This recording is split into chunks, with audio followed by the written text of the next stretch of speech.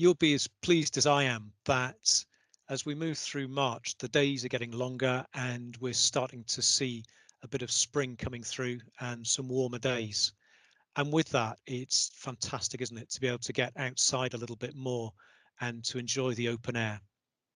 But it's really important that as we do that, that we also keep in mind all of the measures that are in place in this very first step of the roadmap. It allows for us to meet up with one other person for recreational activities outdoors. But it's really important that even as we do that, we keep in mind all of the social distancing measures, which are so important. The reason they're important is that there is no shortcut we can take to the end of the roadmap. There is still quite a long way to travel, and during that time we need to make sure that the rates in Nottinghamshire come down further. You can play your part in that by sticking to the rules at each step of the roadmap.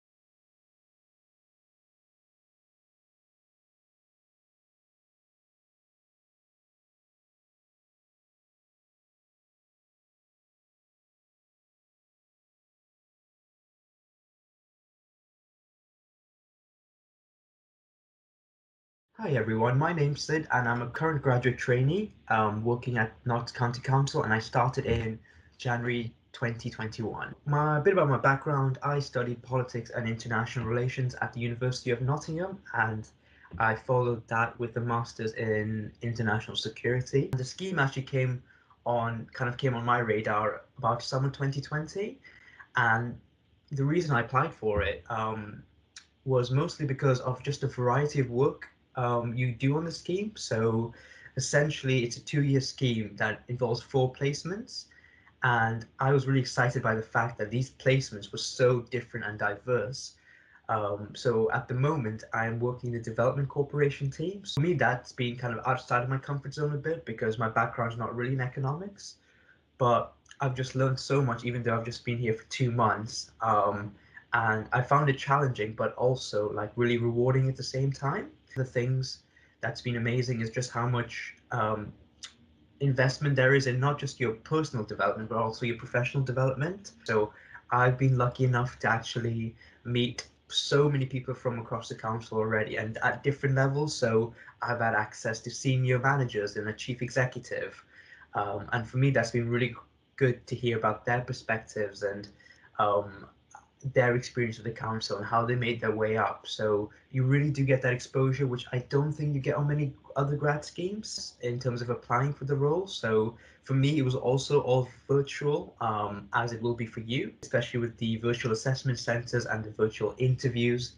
And for a while, I was a bit anxious because I didn't really know what to expect. But having done all of that now and looking back in hindsight, I can say that I was really happy with the process. um, I was never left in the dark. So if I ever had any questions or queries, the recruitment team were really approachable. I just felt like they did support me quite a bit and help me through those different stages.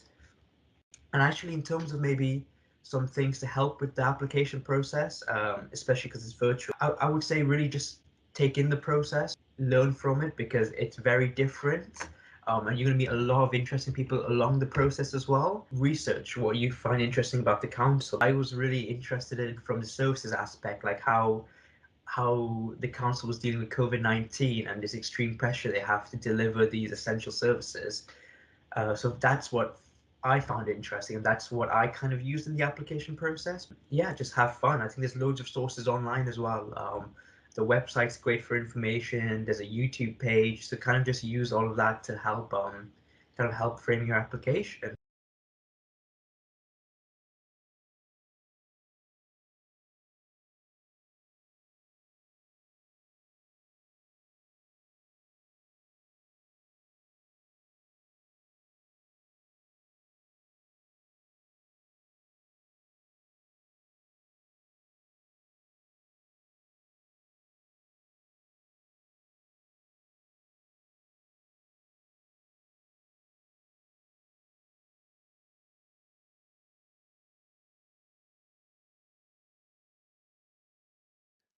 The Prime Minister's roadmap to recovery holds out the prospect that we can return to so many of the freedoms we've been missing, and that by summer and autumn we could be enjoying for ourselves again, getting together with friends and family.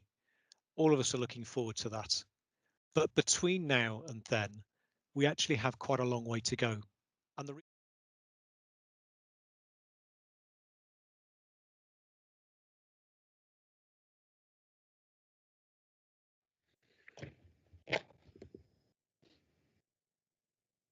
I get a thumbs up from Noel. Good morning. Good morning, members and everyone else for that matters looking in, including our officers this morning. I'm Councillor Gordon Wheeler, Chairman of this committee. I'd like to welcome you to the virtual meeting committee, which is being held remotely, although I'm actually at County Hall this morning, and I'm joined opposite by Noel and by Derek Hinton as well. For the benefit of the viewers of the live stream, I've now asked the clerk to the committee, Noel McManaman, to list the members and other officers who will be present today. Noel, over to you, please. Thank you, Chair, and good morning, everyone. Morning. The other committee members present are Councillors Andrew Rowan, Richard Butler, Errol Henry, Stephen Garner, John Longdon, David Martin, Liz Plant, and Yvonne Woodhead. Councillor Maureen Dobson is also in attendance today. And as well as myself, we also have the following officers present. Service Director Derek Higton, Group Manager Mick Allen, and also the Conservation Team Manager Heather Stokes and Nature Conservation Lead Nick Crouch. Thank you, Chair. Thank you very much, Noel. Right, if you can move to the agenda, please. Can I accept the minutes as a true and accurate record, please? That's the minutes of the meeting held on 28th of January 2021. We don't need a vote, just want to hit a thumbs up or whatever. That would be absolutely lovely. Thank you. Thank you, folks. Really appreciate that. I'll move back to Noel now for apologies of absence. Noel? Smoothly done. No, we have no apologies. We have a full house here today. Thank you very much, Noel. And item 3, then, declarations of interest. Do any members present have any disclosable pecuniary interest to declare? And do any members present have any private interest, pecuniary or non-pecuniary, to declare? I take. Thank you. And item 4 in that case, review of the County Council's green spaces. I welcome Heather Stokes and Nick Crouch for the conservation team back to the committee. Can I ask them please to provide a brief introduction to the report? Thank you. Over to you, Heather, and I'm sure Nick will come in a little later on. Absolutely. Thank you very much. So this report follows the presentation that was given to committee at the last meeting, and what we've tried to do is synthesise the comments and recommendations that came out of that presentation and the subsequent discussion into the review of the Green Estate Development Strategy. So the current strategy runs until 2023. So the idea is that we will then review that with a view to having a new 10-year strategy moving forward from 2023. There is a list of bullet points within the report that sets out the areas that we wish to consider. Hopefully I have picked up in there all of the things that members asked for last time. It does include things like recognition of the contribution of volunteers and how we can better support that, which was a key point from last time. And also how we can deliver enhancements to our network. and particular issues around designation of local nature reserves. That's a piece of work that's already underway, looking at where we can have new local nature reserves. I don't think there's anything else particularly that I wish to highlight from that list, but if members have any questions about it or think that I've missed anything arising out of last time's discussion, more than happy to pick that up. Thank you. Thank you very much, Heather. I'll come to members in a moment. I formally move the recommendations, which is included on page 6 of the agenda pack. That is, the committee approves the recommendations contained in paragraphs 3 and 4 of the report. For inclusion in the report, committees in place, committee for further consideration. Do you have a seconder, please? I think I've lost Councillor Henry again. Yeah. Oh, he's back. Seconded. You happy to second Please. this? I'm a Thank you, second, Chair. Yeah. Thank you. Right, in that case, I'd now like to invite views and questions from members. And I'd start off with Yvonne, who's got a hand up already. Yvonne, please. Thank you, Councillor Wood. Chairman. I enjoyed reading this report. I really must say that. But I'm wondering, green spaces might mean something different to you than it does to me. But we've got a lot of green spaces around us, and the more I try to get these areas cut down, mown, whatever you want to call it, nobody wants to take ownership.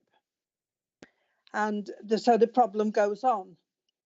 And I'm wondering just what you mean by green spaces, please. Thank you. Do you want to deal with them, Heather, as the questions come in, or would you rather do them all at the end? I can deal with them as they come in, if that's... I think that's better, actually, if you could Yeah. do that. Otherwise, we lose track of them if you're not careful. Absolutely. Thank you, Yvonne. Heather, if you wouldn't mind answering that, please. Yep. So the green spaces, from our perspective, are the areas of land owned by the county council or managed by the county council that are managed for people and wildlife. So it's a specific subset of the county council's property portfolio. Does that make sense? Yes, it does, because this piece of land that I've got in Rainworth is actually owned by the county council but not maintained. Okay. And it's causing concern, especially when it starts to grow like now, and then we get a hot summer. People are concerned that if that area catches fire, then their homes are at risk. And that's land behind Rainworth Water School, off Rainworth Water Road. It leads, there's a footpath leading to the L Lakes, but nobody wants to do anything about it. And I've been complaining about this area for years. Can I bring in Derek Hickton at this point, then, Yvonne, who would like to answer your question? Councillor Woodland, so if you let me have the details of the site, as Heather said, it sounds as though it's not one of our green spaces, but if it is owned by the county council, there may be one or two other teams who've got responsibility for it. Most likely they'll be in my world. So if you let me have details of it, we'll look into it for you, and we'll, if it's a piece of land that is ours that needs maintaining, I'll ensure that that's what happens to it. So let me have the details, and we'll follow it up for you. Thank you very much, Derek. Thank you, Heather. Thank you, Derek, and thank you, Yvonne, for your question. Councillor Liz Plant. Liz? Excuse me. Yes, thank you, Chair. Yeah, obviously, welcome the recommendations. And sorry, just remind me, in terms of the 7 new proposed local nature reserves, did we have a list of those in the report we had last time, where they are? I don't think we did, but I'm sure that I'm sure that Nick can provide details of the sites that we are currently looking at. Yeah, that'd be really helpful. Thank you. And obviously the rest is, full of support. I mean, there's absolutely no doubt because in the past year, because of COVID, I think people have discovered green spaces that were on their doorstep that they never knew existed before. And that's brilliant. I'm just got a question really in terms of, it's volunteers are involved now, but and I think a lot more would like to be involved going forward. But it's what sort of support we can offer those volunteers to keep them engaged, to keep them doing what they're doing, and obviously to encourage more to do the same. And whether we've got the staff or that can actually basically do that work. My other question is. Yes, and I mean, obviously, Yvonne's touched on it a little bit, but the issue, and I don't know, obviously, the piece of land that Yvonne's talking about, but it is ongoing maintenance of these green sites, which is always comes down to being an issue, and obviously, and that's a funding issue as well. So I'm wondering how, you know, what we can, well, what we'll be looking at on that issue going forward. And then just point 4, the last point is, it is further recommended that once approved, the revised green space strategy is shared with key stakeholders and partners. And, you know, I'm just wondering, should there not be some involvement in them before the strategy, you know, to get their views of the strategy before we say, well, this is it, done and dusted, and there you are, and then we pull them in. You know, it just seems that we should perhaps have some, you know, communication with them beforehand. Thank you. That's it. Thank you, Liz. Obviously, I'll bring Heather back in now. But what I will say, though, this is a very, very small team, and they are stretched to almost breaking point at times, and I do know that. So I'll say, because Heather might have some difficulty saying it, so I'll say it for her. But I'll let Heather, and anyone else for that matter, come in and try and answer the rest of the questions, Liz. So firstly, can I bounce it back to you, Heather, please? Thank you. So the first question that you raised was about support for volunteers, and I think that would be an integral part of this review, because we are very aware that we could support more volunteers if we have the capacity to do it, and it's how we actually provide the capacity, and whether some of that is training volunteer leaders who could potentially work with groups without having to have staff supervision, or whether we look at working with students and the universities to bring in additional support there. So there are a range of options that we would consider as part of that review. In terms of how we fund the ongoing maintenance, I think that's a key issue for the review. There are potential options for increasing income on some sites. I think in the presentation I referenced woodland management as being a potential income generator, but that would require some upfront capital investment in order to allow us to extract wood from sites as part of an ongoing woodland management plan. So yes, that would be absolutely key. And I think you're absolutely right, we do need to engage with our partners and stakeholders as part of that review of the Green State Strategy. There are a number of key partners we already work with, and also community groups that we work with, so absolutely we would want to take them along with us as part of this review. Has that answered all of your questions, Councillor Plant? Those were the ones I'd written down. I think you're mute, Liz, sorry. You're muted. No, absolutely, yeah, that is, and you will send out the 7 proposed new sites. That would be helpful. Yes, thank you. Absolutely. Thank you very much, Councillor Plant. Thanks, Liz. I've got Councillor John Longden next. John? Thank you, Chair. I've read this quite happily, and I'm quite pleased what I'm reading, but I have a couple of questions. It is, I'm a bit of a tree hugger. I've probably got one of the last big full. I'm glad you said that, John. Willow trees in the area. You want to see my willow? It's absolutely beautiful. You can sit under it in the summer. But I'm also in the creation of the new woodlands, and I'm well aware when I read about the community forest syndrome, shall we say. I'm also need to have some update, if possible, on the types of trees, the native trees. What sort of are we planting too many pine or non oaks or this sort of thing? Anything in that line you can tell me about, please, or tell the committee about. Thank you. Thank you, John. Heather, you're going to have a busy morning. I think you're muted, Heather. You're muted. I don't know why I put myself on mute in the first place. I think I'll hand this one straight to Nick because he is dealing directly with the Trees for Climate and Greenwood Community Forest planting schemes, if I may. Yes, please. Thank you. Sorry, Good Nick. morning, Nick. Welcome. No, that's fine. Good morning. Can you see and hear me okay? You certainly can. Yes. Yeah, so in terms of tree species and woodland mixes, we are using native species appropriate to the local area where we are planting them. So obviously in different parts of the county, different species tend to dominate. So in Sherwood, you get the characteristic oak birch woodlands. In the west of the county, it's more ash-dominated woodland, although obviously we can't plant ash at the moment because of the ash dieback. So the species mixes are amended to reflect the part of the county that we are planting in. And as we speak, there are trees being planted at on one of our sites at Langton South under the Trees for Climate programme. So possibly by the end of today, more likely by the middle of next week, we will have planted 4.9 hectares of new woodland on one of our sites. Oh, I didn't realise there was the variety of coming up and down the county. Various places did, but for like the different kinds of woodland. That's an excellent answer. I do like it. Thank you. Thank you, Chair. Thank you, John, for your question, and thank you very much, Nick, for coming in. Right, I'm trying to who's next. I think it's your good self, David. That's a David Martin. Sorry, David.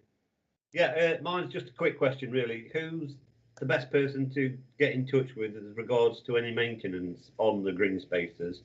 I think, is it Nick? And also as well, I've got a resident who would like to place a bench on one in Underwood. So I need permission from somebody. So is that the same person that takes care of maintenance as well? I know there's only about 5 of you in there, and it's a massive estate, a really big job. So I know these are only trivial questions, but these are the kind of things that we as councillors get asked. And you know, I know I've reported the damage to the fences on a couple of green spaces in various places. They've always been repaired in the end, but I just really need to make sure I'm putting my questions in the right place. Thank you, Chair. I'm looking across at Derek Hickton, who's nodding, so I'll give it back to Nick.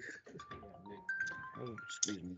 Yes, Councillor, send any queries through to me. We've then got 3 site management officers, so I can then farm the queries out to the right person. But yeah, send queries through to me, and we have a form for benches going in, memorial benches going in on sites. Right. So yeah, we can supply that either directly or via you.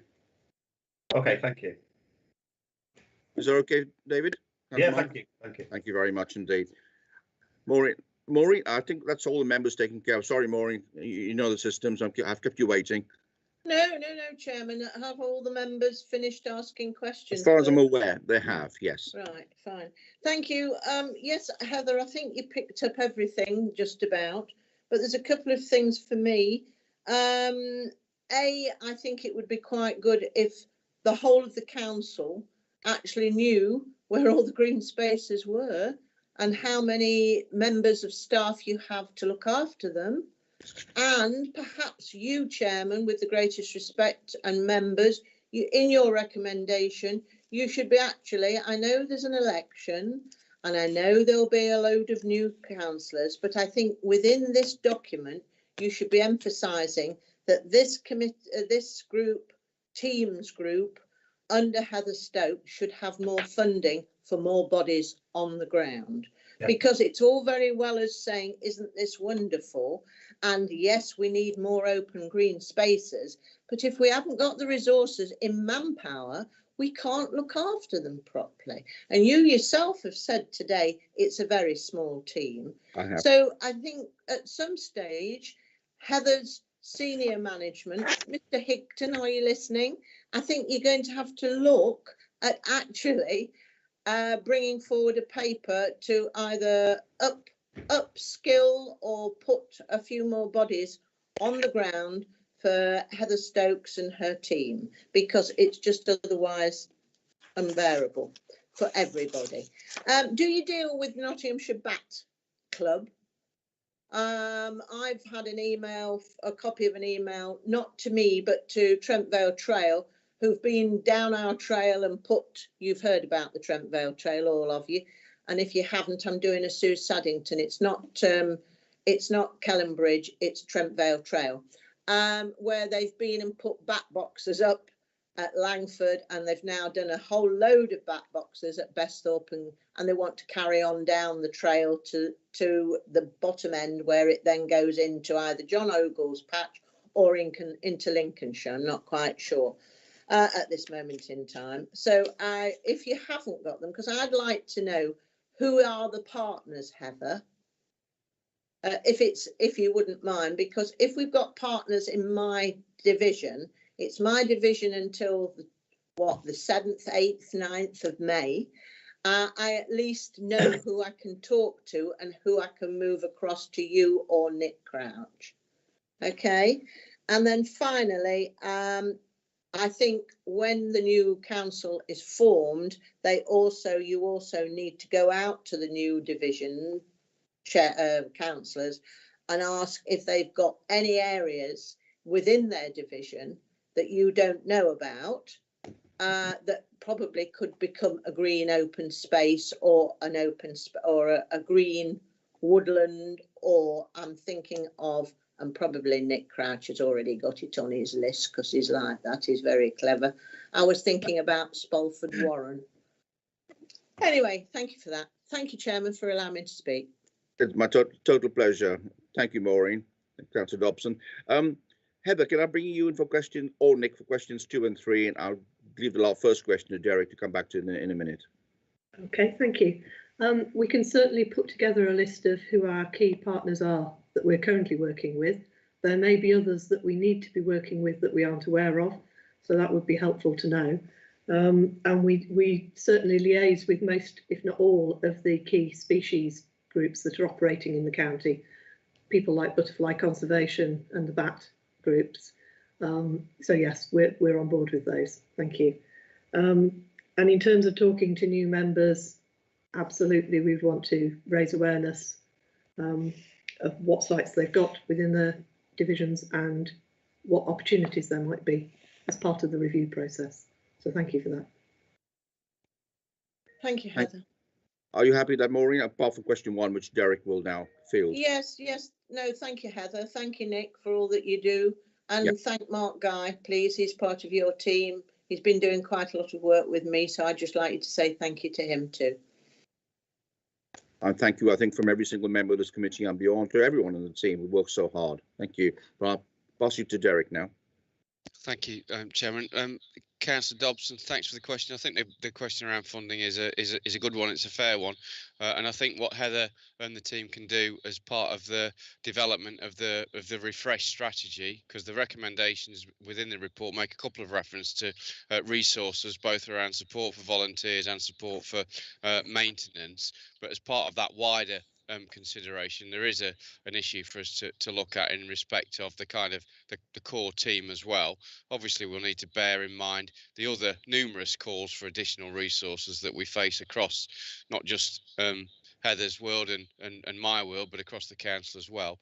But within the context of developing that refreshed green spaces strategy, I think it's appropriate that we can also look at how that strategy is resourced, both in terms of the specific issues, but also in terms of kind of core funding as well. And we can make appropriate recommendations, therefore, resulting from that kind of review.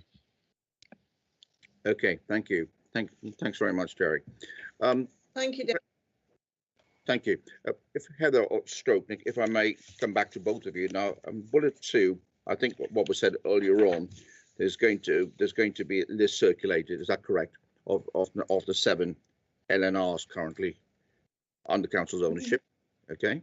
Yes, and a list of where the potential new local nature reserves are. Absolutely. Yes. Now we talked about earlier on about volunteers. My goodness me, how important they are to us and what we do here. It's astonishing. And so I'd like to take this opportunity. I'm sure every member on this committee will join me in thanking our volunteers for the marvelous job they do and continue to do.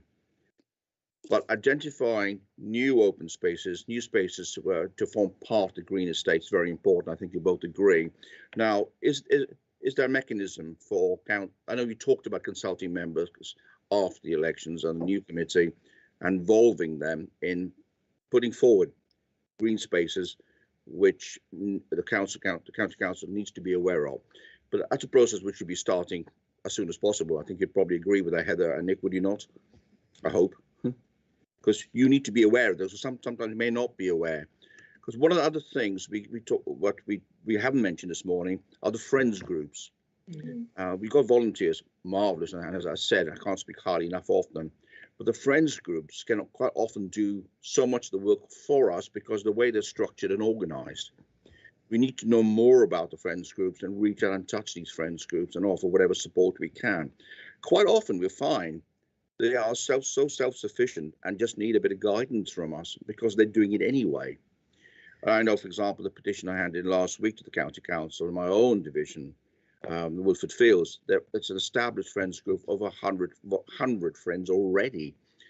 So in effect, if the council, I'm not talking Woodford Fields only, I'm talking about other open spaces, if the council obviously has to agree that these areas, these open green spaces, need to come into our green portfolio. That's a decision I can't make, but the council can make. But we need to bring on board the volunteers and the friends groups as soon as possible to work collaboratively with us. Does that make sense to everyone? No, yeah, lots of nods. So I'm hoping that's agreed. So yeah, so let's begin that work. Forget the elections. Let's begin that work as soon as we can with our officers to make them aware where in your divisions where there are green spaces, where there are friends groups, so that at least they're fully informed if they're not already. So I put that out to you folks this morning, if you wouldn't mind. Okay, in that case, if we're happy to we've had the discussion, we've had the debate. Could I please ask you to indicate anyone who's not in favour of the recommendation or wants to abstain? I see no hands. So may I take it, please, in that case, that the decision unanimous, we all support the recommendations as laid out before you. You happy with that? Okay, thank you. Just checking with Noel, he's got all the information. He's given me a thumbs up, so we're ready to go. Thank you, Noel. In that case, we move to item 5, and I've just seen that mixed on screen now. The Waste Private Finance Initiative, the PFI, in other words, contract midterm review update. So I can start by welcoming Mick Allen back to the committee, and please Mick could provide a brief introduction to the report. I will do that, Chair. Thank you very much. Good morning, everyone. Hopefully members will recall that back in November, my colleague Rachel Fowler and I came along to talk to you about the mid-term contract review and particularly its relationship with the National Resource and Waste Strategy. Out of that meeting, obviously members supported aspirations to try and increase the amount of recycling that was done at the curbside, particularly by expanding the specification for the material recovery facility that Veolia operate through the contract on our behalf, which is sited up in Mansfield, for those that don't know. They were also very keen, obviously, to continue to work with the public, in effect, to increase their understanding and awareness of recycling and the benefits of doing that, and ensure that we capture as much material as we can. One of the other actions out of that was to take forward a report through to the Joint Waste Management Committee, which comprises obviously ourselves as a county, as Waste Disposal Authority, but the 7 boroughs and districts as waste collection authorities, and actually also includes the City Council, who take on that dual role.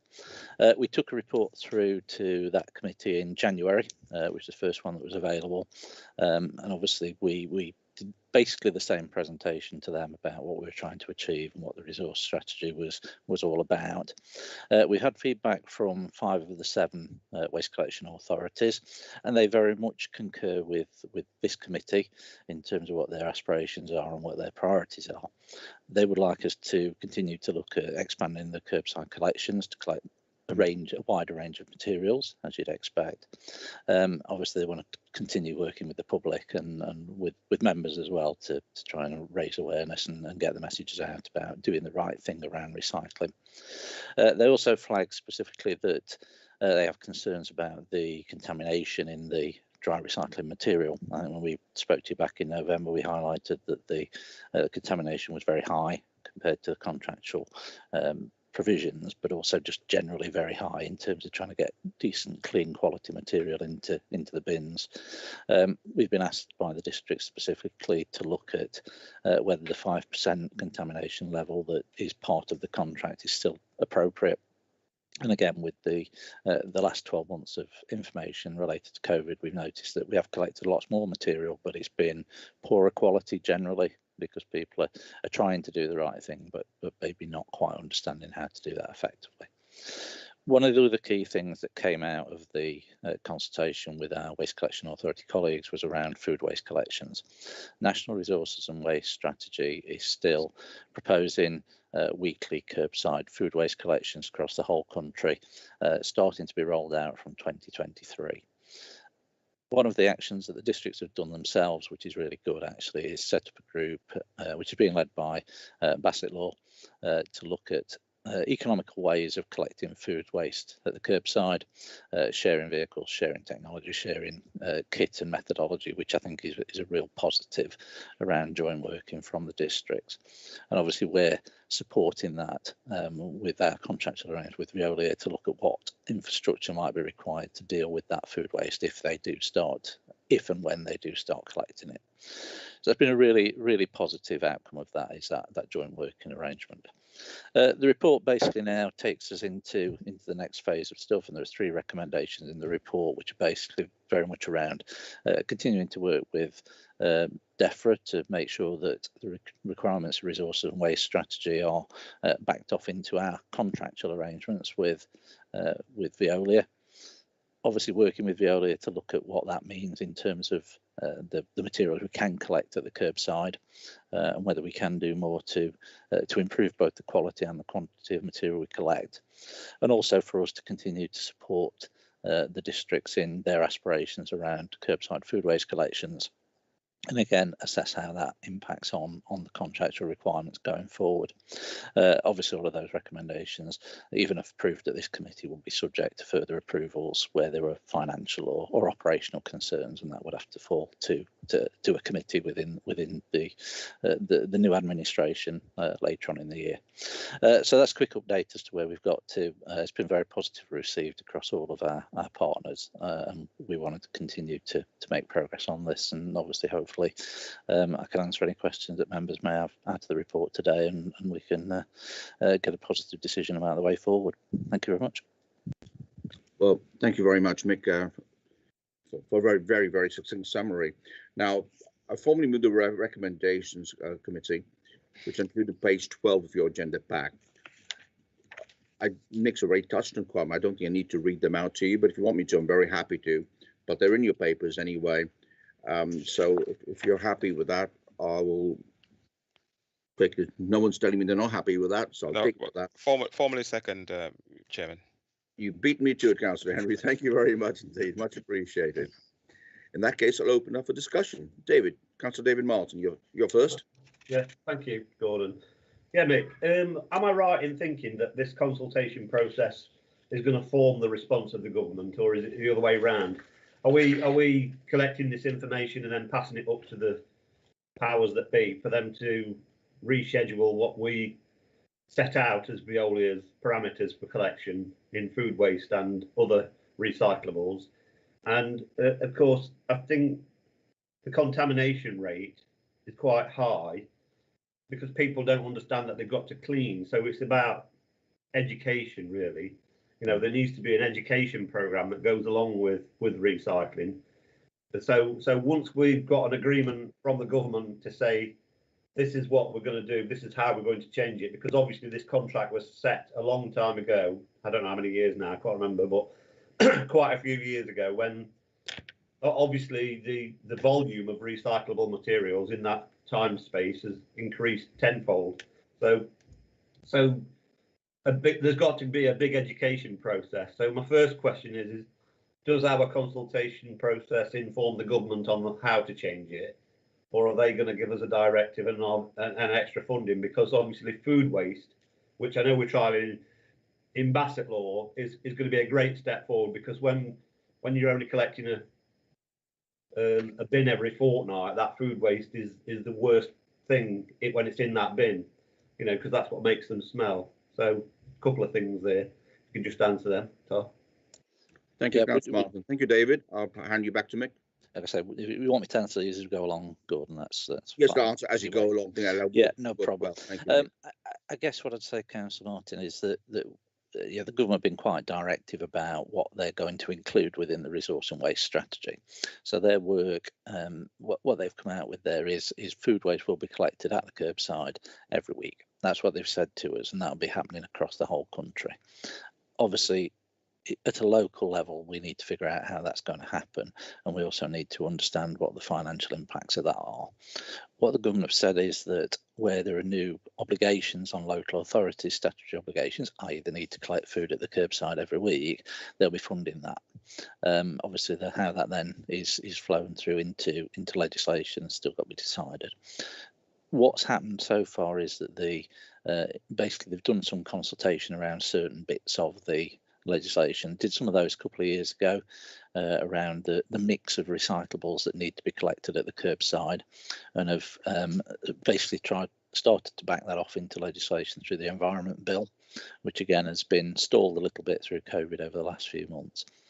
They're going to do individual consultations around different elements of that, of those requirements within the resource and waste strategy when they get there. So they've already done, I say, the mixed dry recyclables. They've done some stuff about deposit return schemes, and over the next 3 months they're proposing to do some more consultation on specific elements of that service.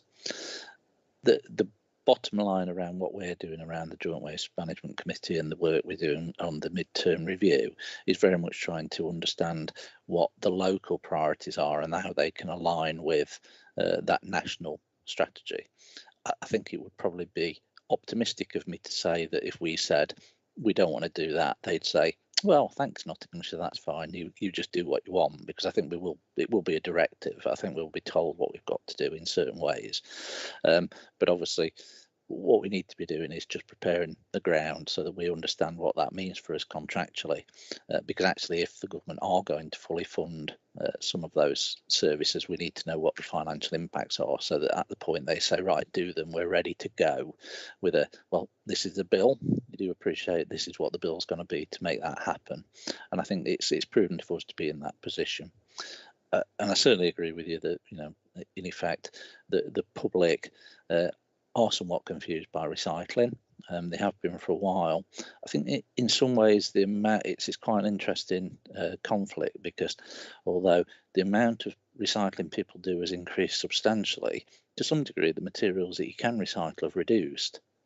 Because actually the industry has adapted slowly, I'll be honest with you, but they have slowly adapted to the need for the initial processes to be made at the front end, so using less packaging in the first place.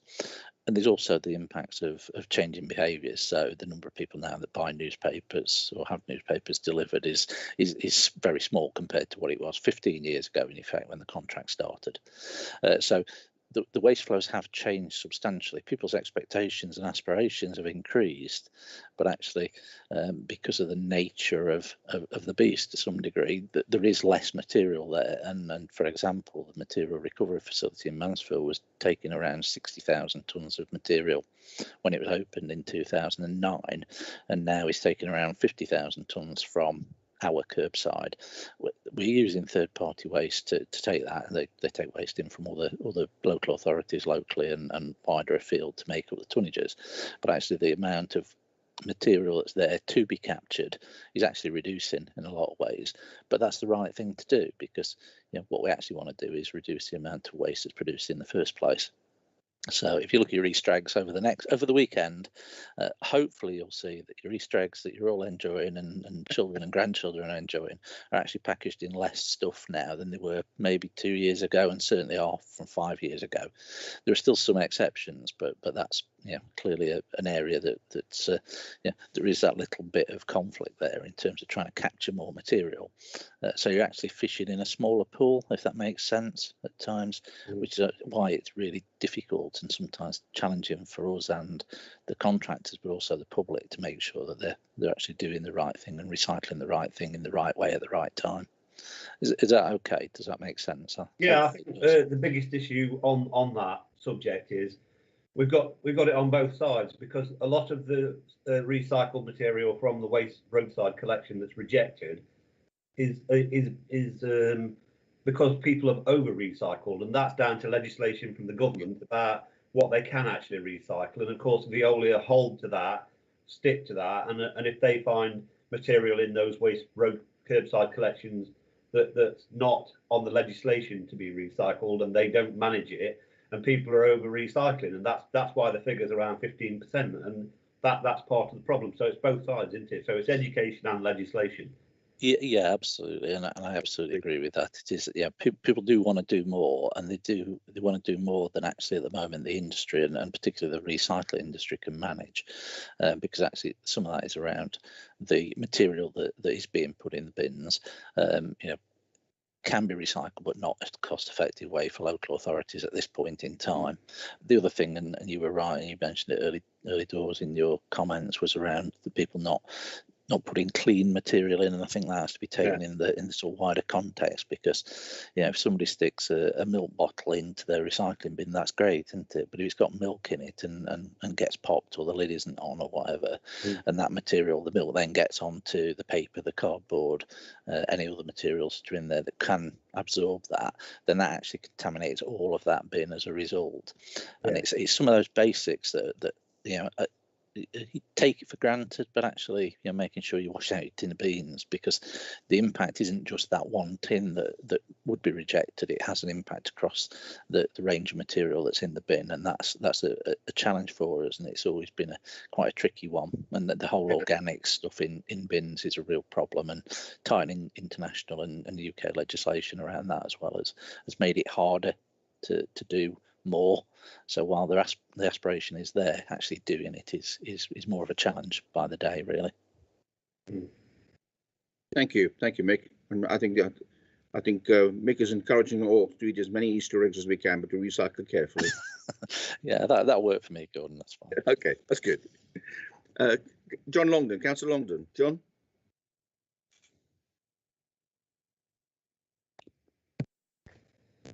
Thank you, Chair. Took a moment to get off mute there. That's okay. After the report, I think it's an excellent report for what it is.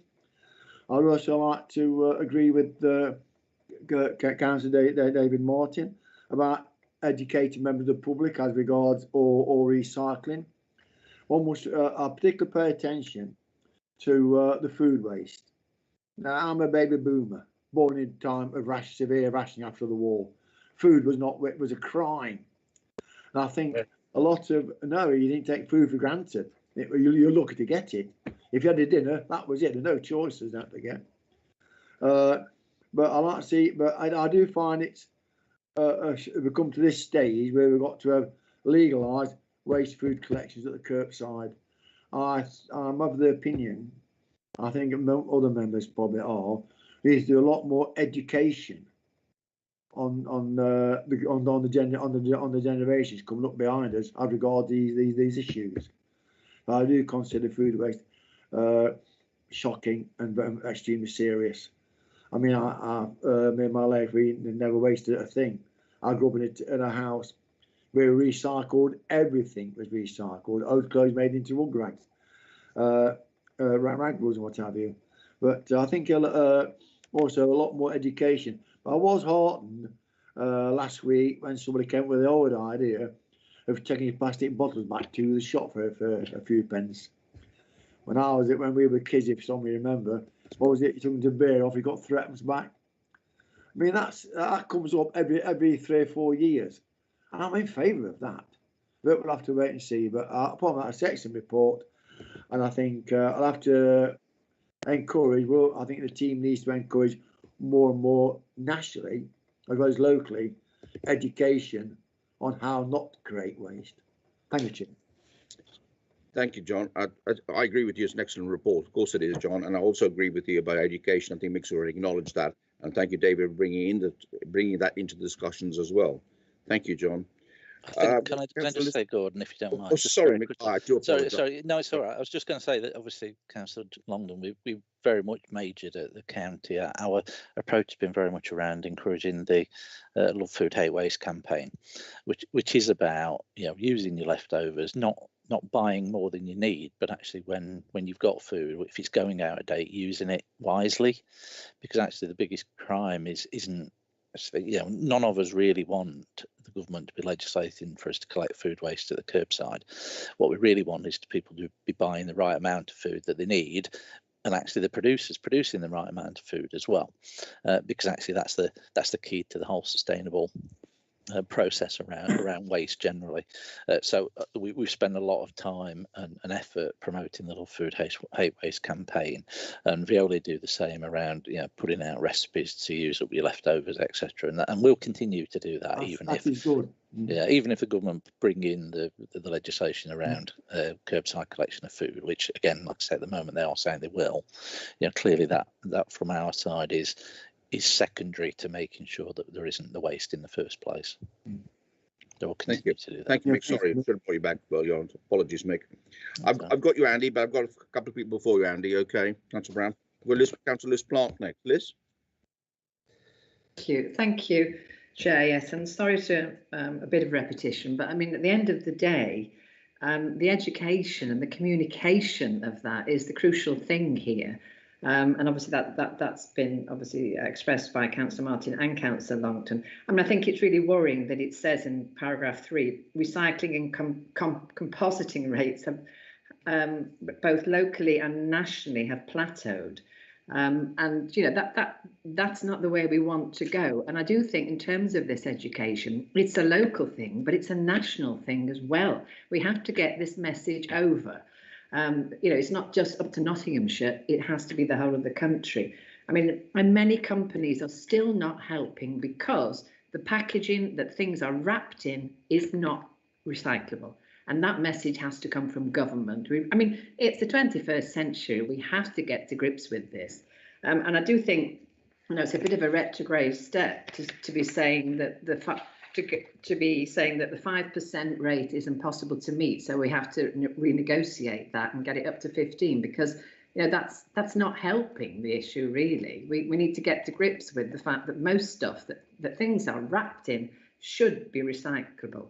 I wanted to ask also if it's not dealt with by the material recovery facility at Mansfield, and it doesn't go to landfill, I'm assuming that it ends up in an incinerator to be got rid of. So I'd like just sort of question on that.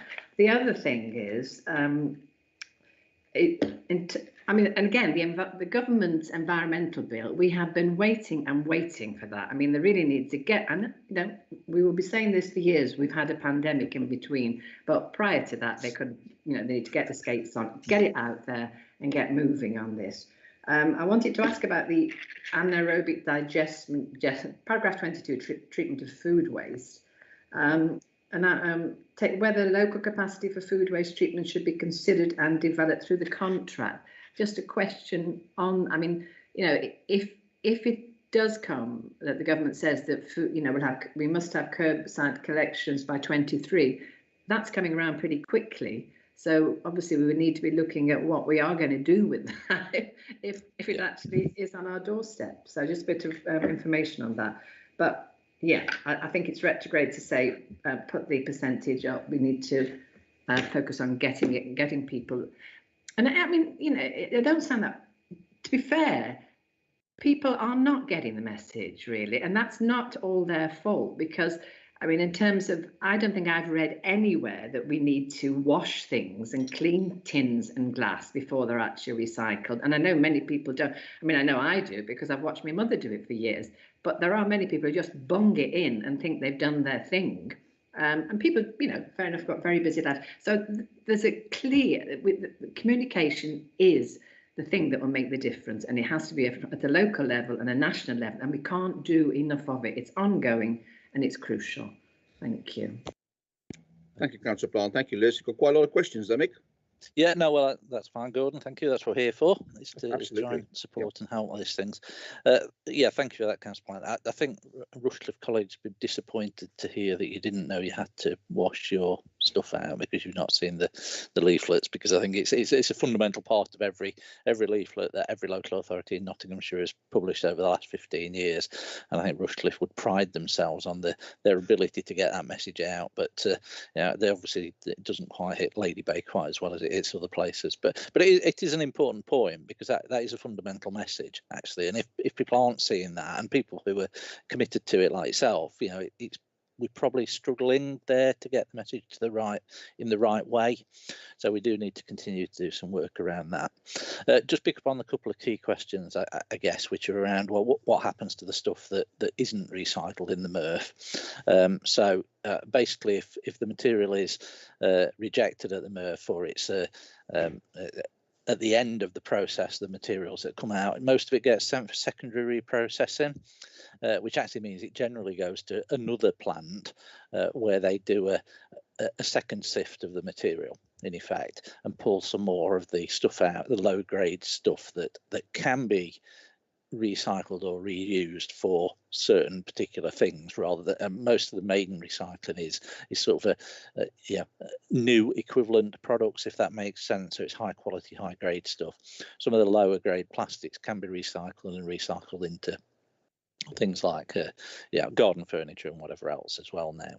So although clearly some of the residues will go for energy from waste, energy recovery, rather than landfill, which is higher up the hierarchy, but a lot of it will be reprocessed into things and actually recycled. The problem we have is that from a reporting of the stats perspective, it's only allowed to be recycled once, if that makes sense. So once it's run through the plant at Mansfield, it has to be counted. Whatever comes out at the end, or whatever doesn't get run through the process, is counted as not recycled. Doesn't mean it isn't recycled, because it can go somewhere else, but from a reporting perspective, and DEFRA don't allow us to report that secondary reprocessing mechanism and what the impact of that is. So but yes, obviously final residues will generally go for energy recovery. In terms of anaerobic digestion, you're right, 2023 is close, and this has been some of the key discussion we've had with our district colleagues and with Veolia. I think the government strategy at the moment says from 2023 they'll start rolling out, and I think the clear steer we've had at a personal level from discussions with DEFRA is very much around the fact that they'll be looking at doing urban areas, probably down in the south, in the big cities initially on food waste, and the shire counties, as you would expect, are probably going to be lower down their list, because obviously the cost benefit analysis of that is probably not going to be quite so good. But actually, in terms of how we treat that waste, there is some capacity for anaerobic digestion in the county already and just outside, in and around. But actually, because we've got now a network of transfer stations that we can use to haul waste around if we need to. We've got plants all over the place in the county, so Veolia can actually find an outlet and move that waste to a plant outside of the county in the short term. The question really is whether, depending upon the amount of waste that's generated, and that will have to be subject to modelling, and as well at some point down the line, actual proof of the process. If there's sufficient of that waste, it may be that we want to build a facility in county to deal with that. It may be that we can use one of the facilities already there through on a commercial basis, or it may be that it's still better to move it over the border to be processed, because actually a very large anaerobic plant just south of Doncaster, just outside of Nottinghamshire. It's about, I think, 5 miles probably outside the border, maybe a bit longer, but that's actually got the ability to process the food waste into gas, which it can inject direct into the gas grid to support natural gas, but also to generate electricity and feed that back through into the national grid for electric as green energy, green electricity. And that plant's not far away. We know there are more springing up all the time. So it's going to really be an economic case, I think, as to whether we develop our own facility down the line, and that's very much going to depend upon what the national position is around that. And we know that obviously colleagues in DEFRA are looking at that now as to whether regional / local facilities are the way to go, because back into council along this point before, if we start not creating the food waste, then you could be building a very expensive plant to find there's nothing to go into it, and none of us want to do that because there's no sense in doing that.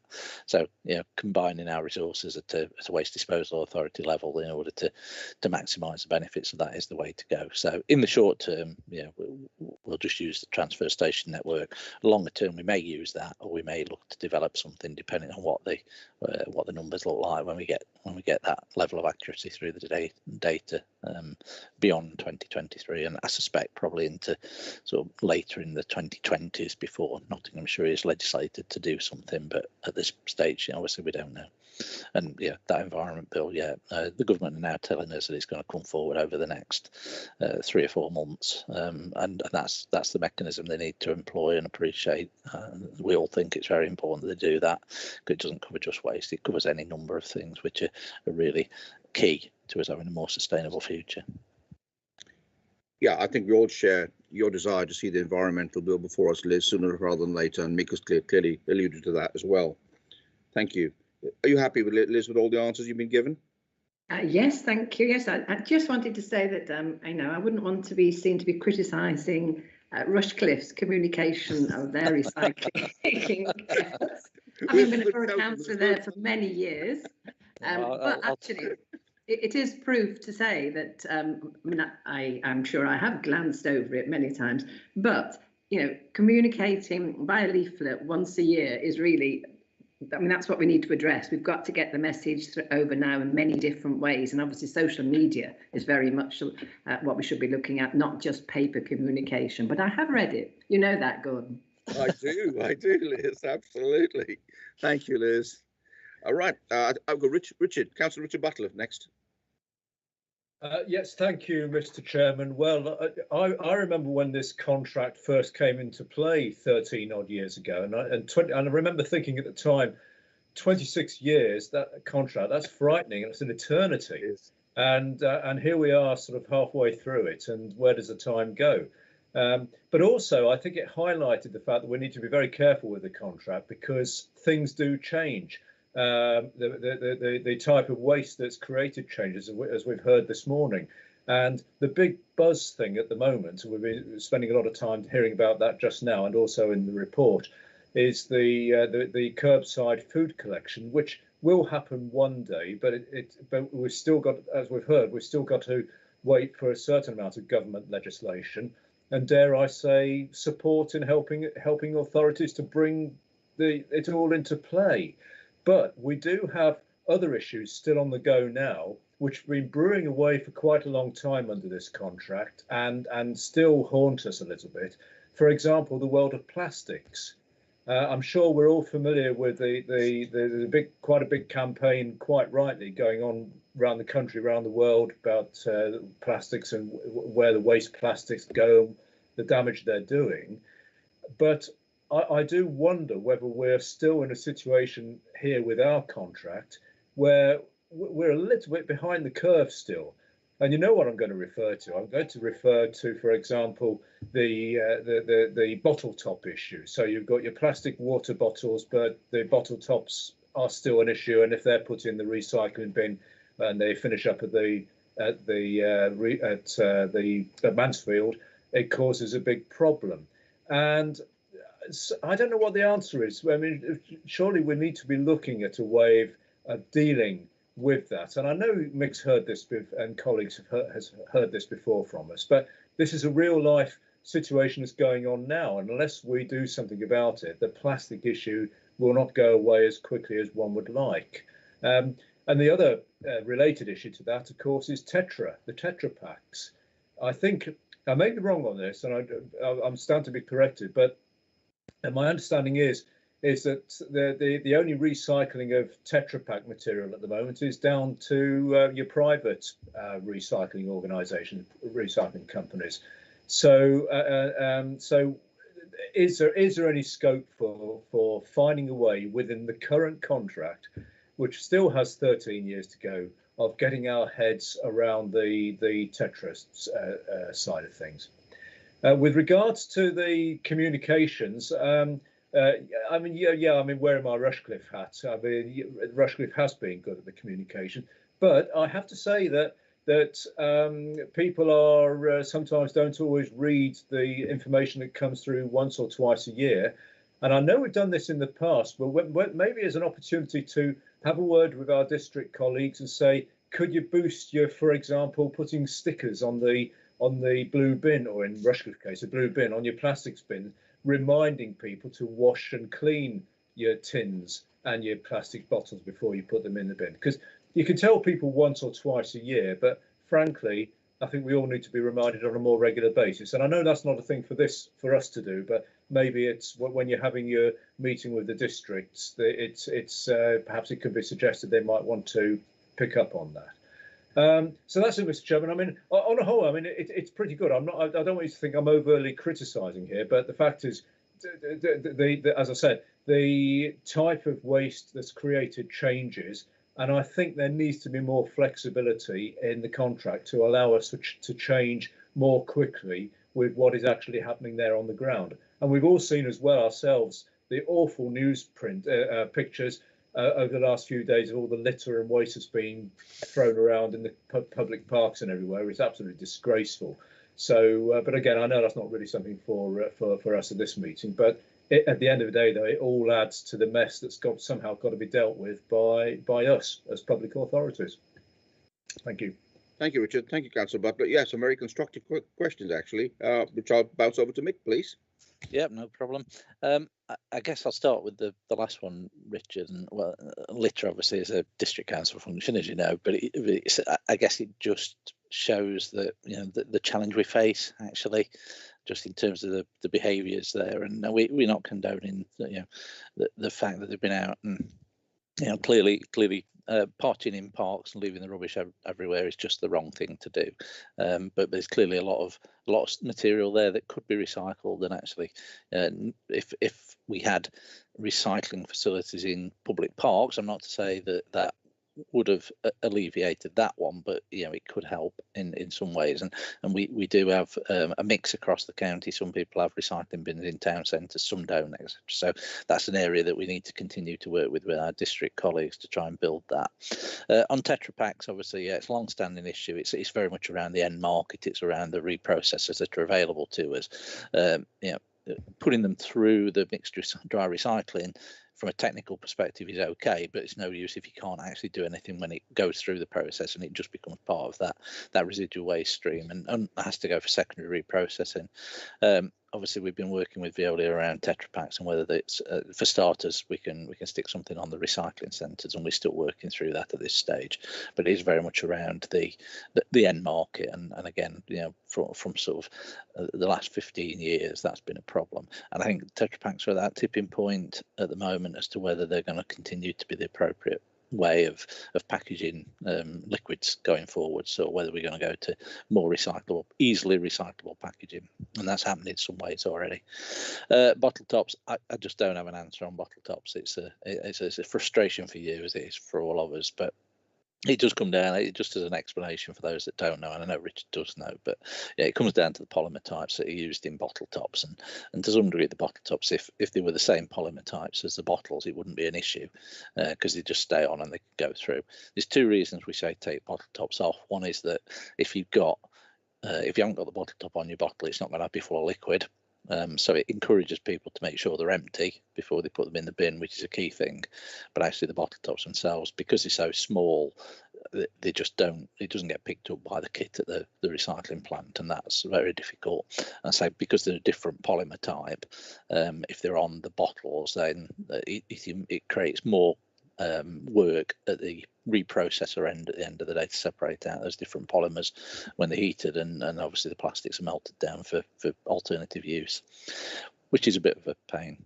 I'd probably also say the one thing about stickers on bins, we've done a lot of work about stickers on bins. We think it's a really good idea at a county level to have stickers on bins that tell you what you should and shouldn't do.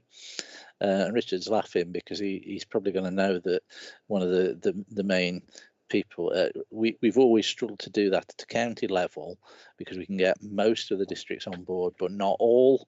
And one of the ones that is always not on board is Rushcliffe, because Rushcliffe don't have stickers on their bins. And I don't know why, but it is something that Rushcliffe have always resisted. Could we suggest that they put a sticker on the inside of the lid of the bin, so when the lid's lifted up, they see the sticker, so at least it won't be visible all the time? Yeah, I think that's a good idea. The problem becomes, I guess, is that it depends how clean the inside of your bin lid is. I guess if the inside of the bin lid's dirty, then you can't get things to stick to it, and most people have had the wheel bins for a long time now. But you're right, that would make sense. But it is interesting, and trying to coordinate an approach in a consistent way of delivering bin stickers and actually presenting bin stickers across 7 boroughs and districts is a challenge.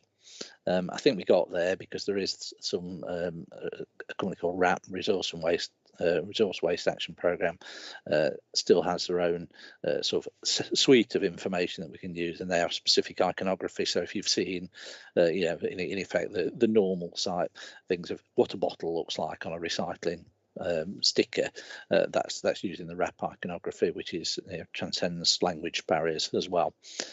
So all the stickers that we put together include those appropriate iconography logos, but actually just agreeing what colour the sticker is, how big it is, and where it goes, it is a much bigger challenge than actually what the important information on it, and that is difficult, obviously, for us, and we try and encourage that, but it is a thankless task over a long period of time to try and make that happen. And I will say no more about it, I think. No. We mentioned bottle tops. We've had bottle top discussion before. If I remember correctly, Councillor Neil Clark generously offers to take bottle tops. I think he does something with bottle tops, if I remember correctly. So don't send him an Easter egg. Send him some bottle tops. How's that? He'd be so appreciative. And don't tell him I'd asked you to do that either, will you? I'll put your name on it, Gordon, I think. I thought you might somehow. I don't know why I thought that. And thank you, Mick. Thank you, Richard. Councillor Butler, for your questions. Councillor Brown, sorry, be very patient, Andy. Your turn next. Thank you, Chair. It's just want to, it's more of an observation, really, and my thoughts of what Councillors Butler, Councillor Plant, and following what Councillor Longden have said. What Councillor Plant mentioned about education, I think education has got a lot to play in this. That leads on to what Councillor Butler said about the parks, of all the rubbish and litter everywhere. I think it's got to go back maybe to primary school and start teaching the kids a little bit of, about litter, to get it instilled in them, if you like. And then moving on to what Councillor Longden says about the war and food waste, etc. I'm a big believer, like John is, in not wasting food.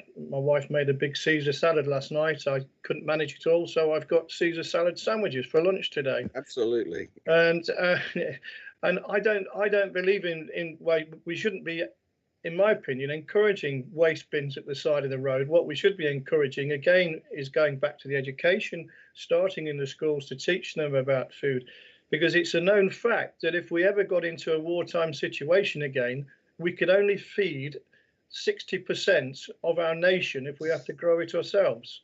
And that's another reason why we should be encouraging to save food and not throw it away.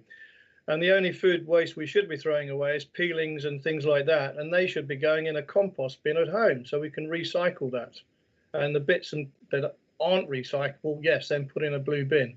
But I think we're encouraging people to throw away food if we're encouraging blue bins or waste bins at the side of the road. Just thought I'd just add that into the conversation, Chair. Thank you. An interesting point. I think you probably agree, Mick. Yeah, no, I wouldn't disagree. You're absolutely right. I think the priority for us as a local authority, and the priority for the world, I guess, is to produce less waste. Yeah. And by doing that, we're going to save money as well as provide a much better place for people to live and a much longer term sustainable future in all sorts of ways. And yeah, but at the moment, obviously, we're being driven down a particular route, and whether we agree with that or not, as professionals, it's our job to respond to that and provide the services that are being required of us, and that's a challenge, and we will continue to lobby central government for a different approach, but ultimately, we can only do as much as we can, and if the decision is given to us and a requirement placed on us, either statutorily or just through a requirement through other means, we'll do that. We'll respond as we have to do, unfortunately, but we won't keep stopping saying the right things, because that's the most important thing we can do as officers and professionals and members as well, obviously. Thank you, Mick. Thank you, thank you, Andy, for your question. And you've got me hungry now. The thought of your Caesar salad sandwiches. So enjoy. Prawns as well, Gordon. Oh, there we are. Liz, you want to come back with something? Thank you, Chair. That's very kind. Only to say to Andy that in support of schools have done and do so much education with children. I mean, particularly, obviously, my background is primary, and goodness knows we were doing this in the classroom 30 years ago. I can remember at parents' evening having parents say to me, my child keeps nagging me, Miss Plant, because you say you can't put this in there, whatever. So, I mean, the kids are good at it. It's sort of what happens when they actually grow up and leave, unfortunately, and become parents. Thank you. Thank you, Liz. Thank you, Councillor Plant. Right. Yvonne, I'm sorry to keep you waiting for so long, Yvonne, please. Oh, no problem, no problem. Thank you, Chair. As Liz has pointed out, our schools have been doing this with young people about recycling and what you can put in a bin and what you can't put in a bin.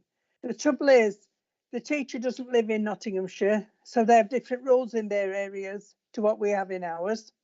There's no coordination between counties on where the recycling goes and what you can recycle. Bottle tops are an interesting thing, because we used to have one of our staff at county collect bottle tops, and she was told she needed a license to do that. Now, come on, where are we going with this? So she's had to stop collecting bottle tops because of this license. Now, this is not just, a district council issue, it's everybody's issue. We're all responsible for this and for the amount of waste that we produce. And very often I get very irritated when I buy a bottle of perfume, because the amount of packaging that comes with a bottle of perfume is unbelievable. So I usually unwrap I buy the bottle of perfume and its wrappings. I unwrap it all and leave the wrappings in the shop and just take the bottle of perfume with me. All right, they look at me going out, but I don't want their wrappers in my bin. I'd rather have them in their bin. They might get the message that way.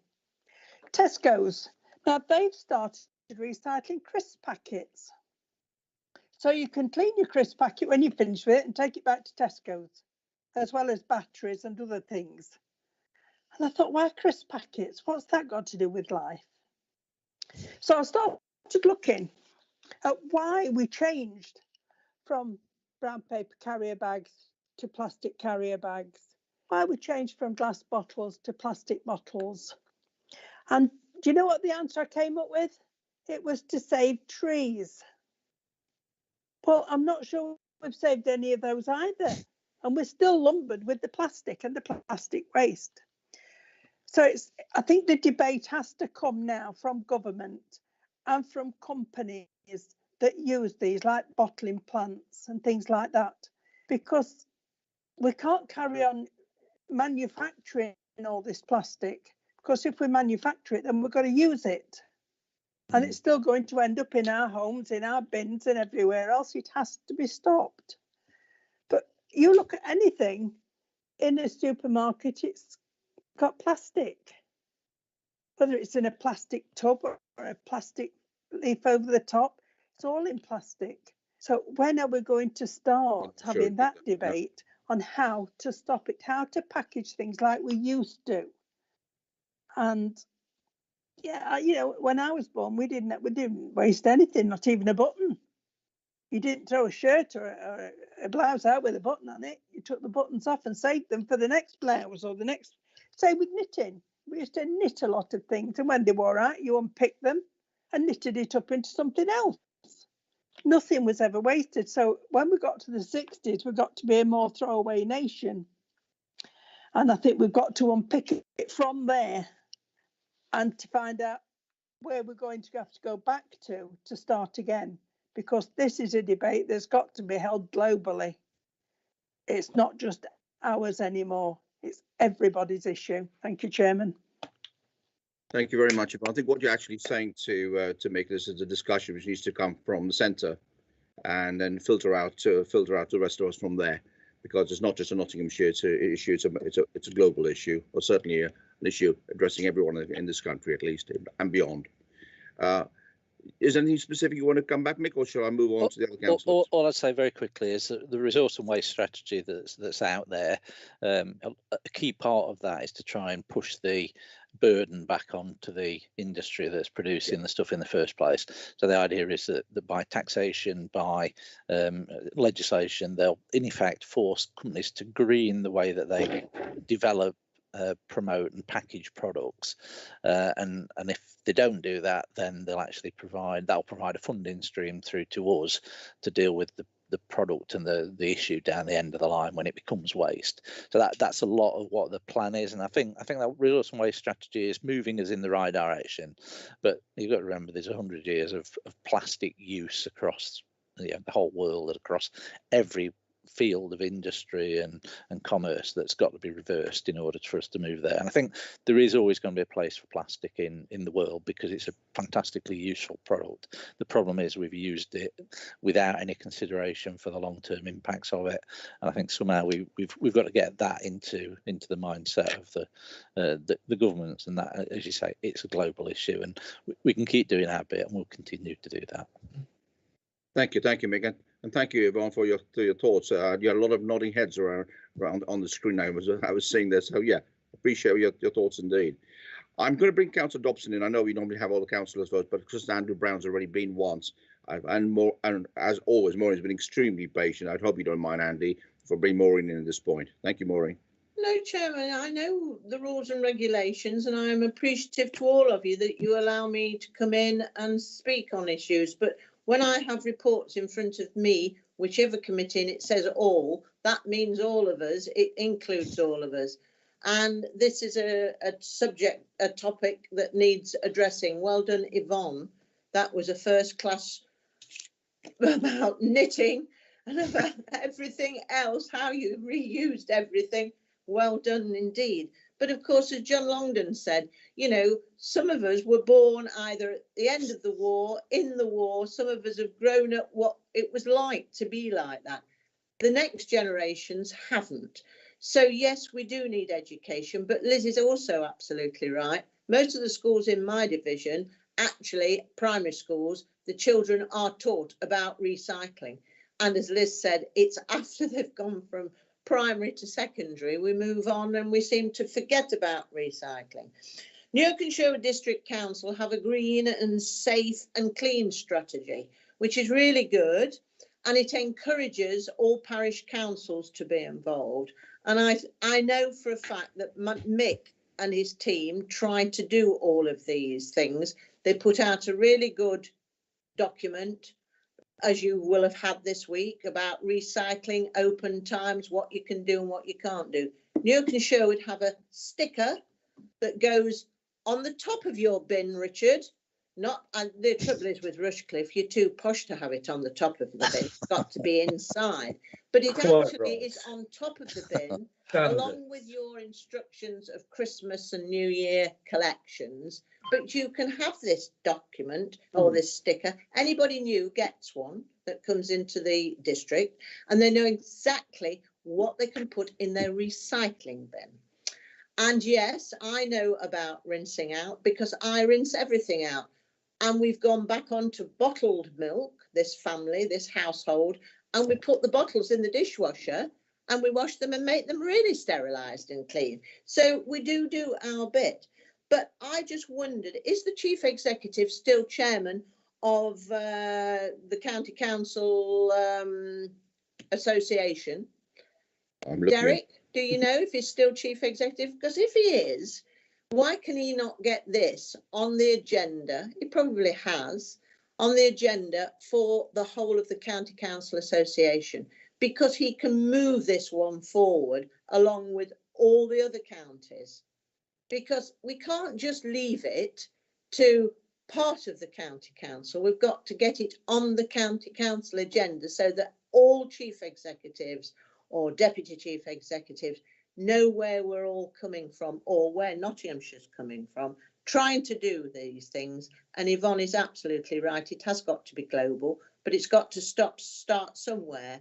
And if the county council association would move it forward to government, then government might just, of any colour, legislate properly, because that's what it needs. It needs legislation with the organisations, with the companies that produce plastic, and say, right, go and sort your plastic out and make a decision, or come back and tell us how we can use, as Mick said, plastic is a valuable product, but make it recyclable. And if you can do that, you can do anything, but you've got to have tough legislation. Sorry, Chairman, but if we don't, it'll never hold. Thank you. Thank you. I will, before I bring you back, Mickey, I'll ask Derek if he can possibly address the first question that Maureen raised. Certainly, Councillor Dobson, in terms of the County Council Network and the LGA, both of those, the Local Government Association, both of those kind of bodies lobby government around issues around the environment and recycling. Clearly, there's always more that can be done in that respect. So I'll pick that up with Anthony. He is still the chair of the County Council's Network. Good. I just think he's in a senior position more than Derbyshire's chief executive or Leicestershire's chief executive. He's chairman, and I think he should really push this. Thank you, Chairman.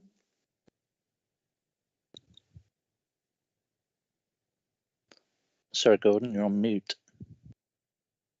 I'm quite sure I managed that, but I'm on mute. I do apologise. Thank you, Mick. Is there anything you want to add to what's been said, Mick?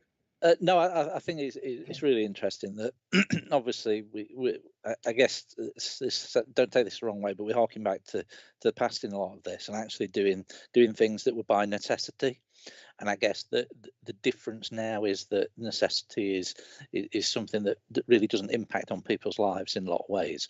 So I guess we're actually trying to appeal to people's from a different perspective now. It's about doing the right thing because there's a long-term view about it. It may impact on your day-to-day lives because actually not using plastic, recycling things differently, buying different products in different ways, it does impact on your everyday lives, and that's really good if you've got the means or the interest to do it. But we've got to remember that a lot of people haven't, and they struggle with that. So we do have to approach this from all sorts of different levels, and I think it's really important that we do say, well, actually reusing, recycling, all those things are great for the environment, and they're great for you because actually they save you money as well in a lot of ways.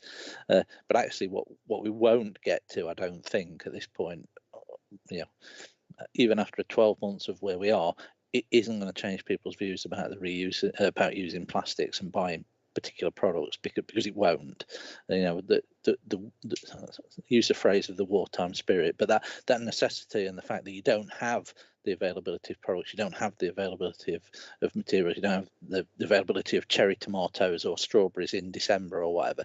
But that, we're probably not going to get to that stage ever again. Hopefully, anyway, because that would mean a real crisis in the environment and other things.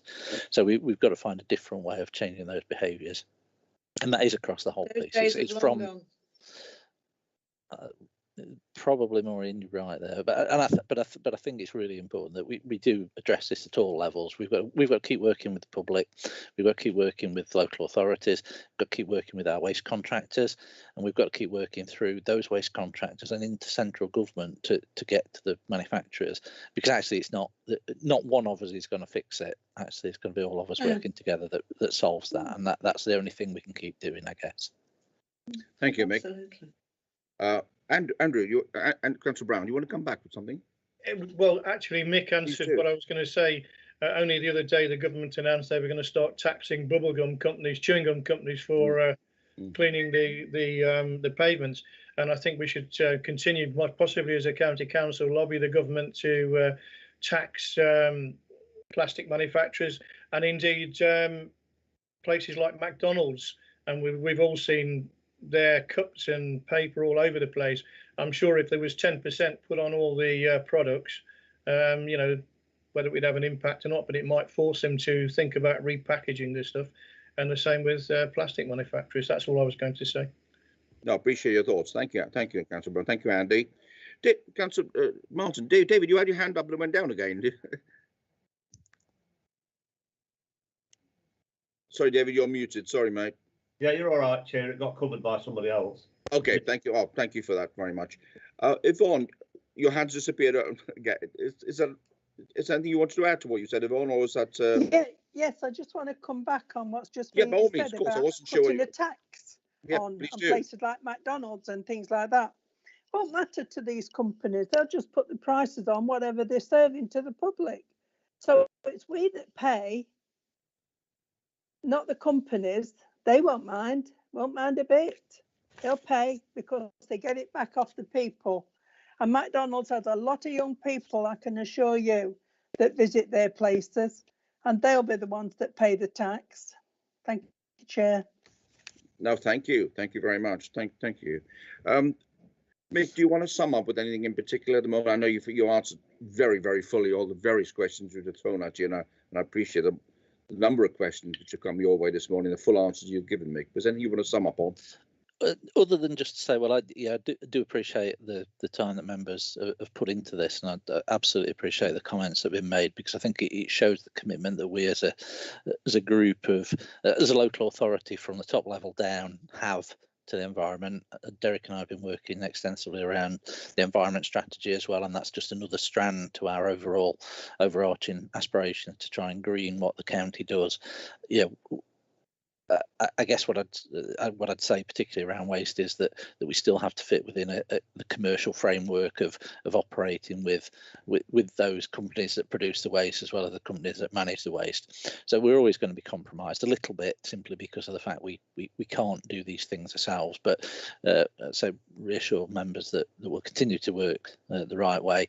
And actually, in Veolia, we have a partner who, despite some of the issues that come up regularly around, the constraints of the PFI, etc., it is a relatively flexible contract, and Veolia are a good partner for us in a lot of ways. As an industry lead, they're very keen to develop their own sort of circular economy stuff and manage the plastics that they collect at the curbside and through their MRFs into new products by reprocessing them in the UK.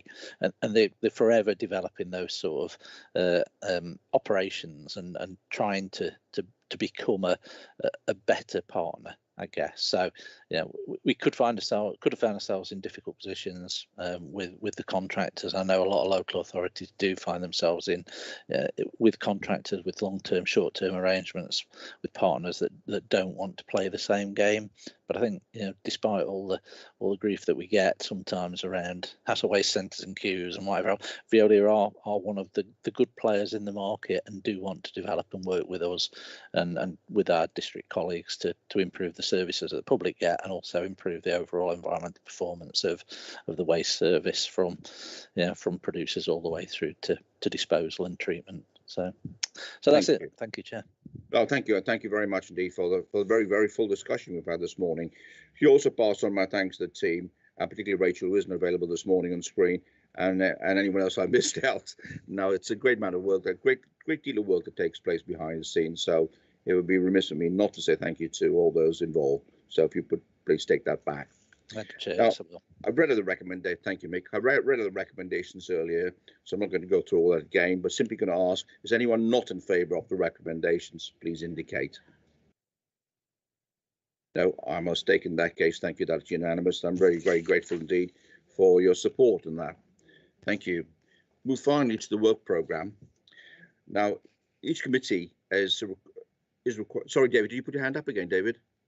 Yeah, it's about. Sorry, the I work programme. apologise. No, it's about your work programme. Okay, I'll come on to that in a minute, David.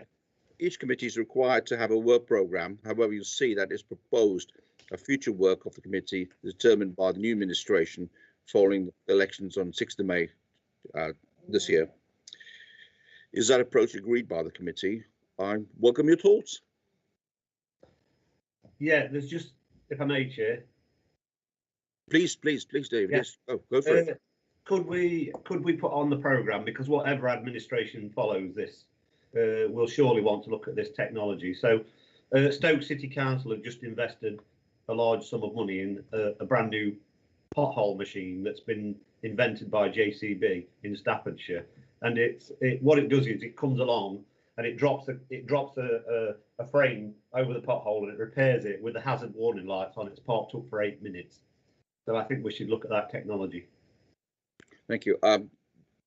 Derek's obviously part in listening to this meeting this morning, and you would have heard that, and he's nodding at me anyway. So yeah, thank you very much indeed for your thoughts on that, David. And yes, of course, it makes sense.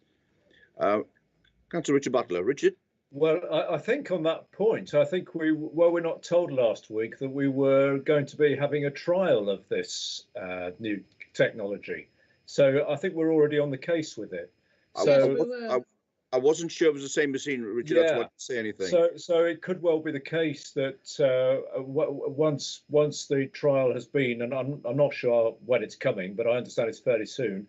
Then we can just review and see what how it's worked, and then perhaps at some point, if it's worked well, then the main communities committee might make a decision to go down that route. So I think we are basically on the case already.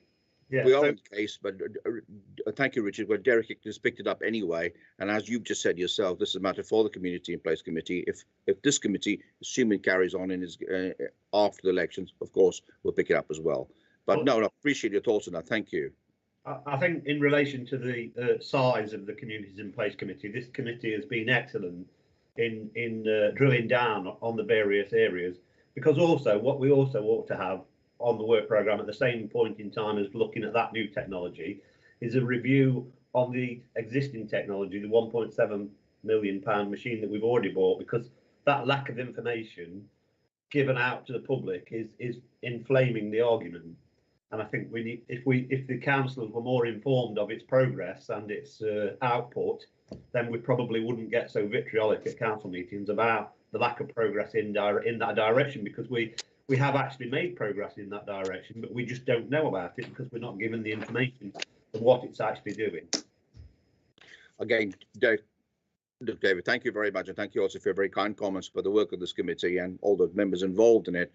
Derek, again, has been listening to what you just said, and the new administration, whoever that might be, in a few weeks' time, will have a lot to grapple with, including what you just said, I'm sure. Thank you. So if you're all happy with, there's no need for formal vote on this, but thank you. Finally, may I say thank you, a huge thank you to every single member on this committee. You've been brilliant, absolutely brilliant. It's made my job so much easier because of their very constructive, active participation at every single meeting we've had. And the office input, wow, it's been nothing short of phenomenal. So a huge thank you to them. We see the same, we see the faces in front of our screens when we meet up. An awful lot of people behind who we don't see.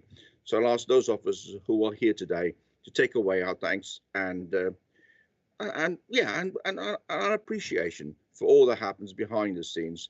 So yes, and so good luck as we move forward for those who are, to those who are standing, and to those who are not standing. I wish you every success in whatever you're doing going forward, and it's a pleasure knowing all of you. Thank you, Chair. Thank you very much, Gordon. Thank you.